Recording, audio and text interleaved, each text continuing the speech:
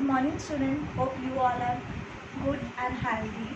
Today we are going to start our new chapter in science, chapter 1, living and non-living things.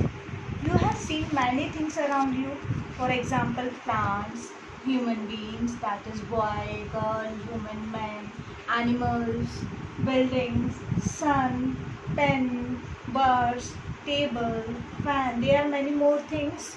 Yes, in nature, there are two kinds of things, living and non-living things.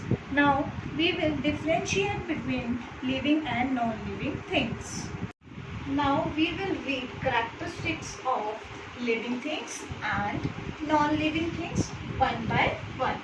So, first characteristic is living things need food and water. As you know, all living things need food to live. It gives them energy. Means food gives energy to do various activities. Food keeps all living things healthy and it also helps them to grow. Green plants can make their own food.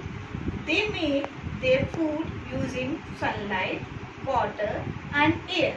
While animals cannot make their own food, they depend on plants and other animals for their food.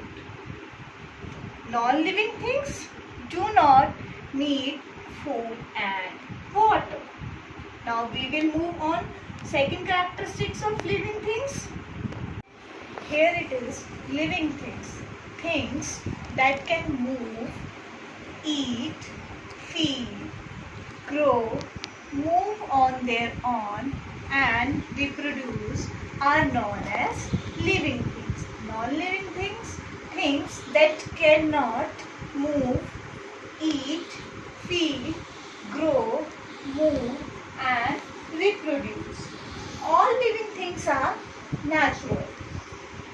They cannot be made by humans. For examples, plants, animals, birds, human beings. They all are natural living things. So we can say living things that we found naturally are called natural living things. While on the other hand, non-living things can be natural or human made. Some of non-living things we found naturally like sun, cloud, but non-living things which are made by humans are known as human made things. For example, there are many things which human can make: road, buildings, bed, phone, etc. Living things breathe. If there is no air, we will not survive. Or we can say all living things will die. Living things need air for breathe. They have some special organs for breathing. For example, humans breathe through their nose. Animals like cats, dogs, they have lungs for breathing. Insects like grasshoppers, cockroaches breathe through the tiny pores present on their body. These tiny pores are called spiracles. Plants breathe through tiny pores present on the leaves. Look, this is the leaf. There are some tiny pores on the leaves. Through these pores, leaves, plants can breathe. These tiny pores called stomata. Aquatic animals like fish have gills. They have gills on their body. Through gills, they can breathe. Non-living things do not breathe. Now we will move to third characteristic, that is living things move. Animals move one place to another in search of food and shelter. Birds fly with the help of wings. Fish move with the help of fins. Plants do not move, but some plants move in a special way, that is the leaves of mimosa, that is touch me not plant, close when touched. A lotus flower opens out sunrise and closes at night. Thus, we can say that plant shows movement.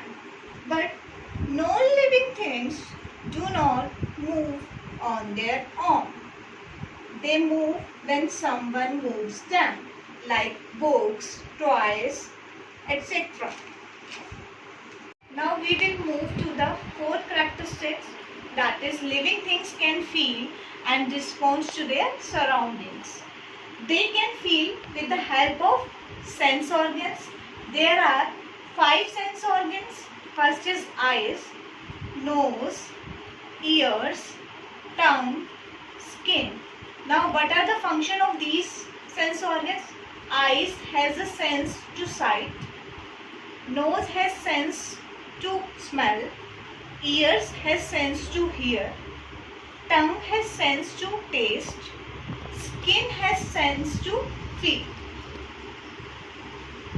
Non-living things do not feel, and we will see the examples of living things that can feel. For example, a dog uses its nose to sniff, a cat uses its whiskers to feel. Fifth characteristics of living things is living things can grow.